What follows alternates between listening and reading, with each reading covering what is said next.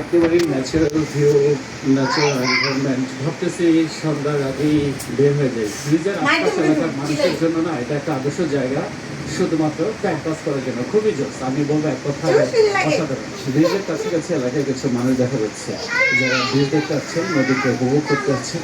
এই পর্যন্তই ব্রিজের ওই পাশে যাওয়ার সুযোগ নেই, সো আমরা বাইক ঘুরে ফেলি। আমরা এই ঘাস লতা পাতা এই চিপা দিয়ে আসছিলাম, এখন এই চিপা দিয়ে বের হয়। কিন্তু যেটা ওয়েট লাগতেছে, একটা স্পোর্টস বাইক নিয়ে সবুজ ঘাস আর বনের মাঝখান দিয়ে রাইড করতেছে। মোটামুটি পদ্মা সেতু এলাকা ডিসকভার করা শেষ। ঘুরে গেলাম বেশ দীর্ঘ সময় ধরে, এখানে ঘুরলাম, ছবি তুললাম, আড্ডা দিলাম। আর করবোটা কি, এখন ব্যাক করার পালা।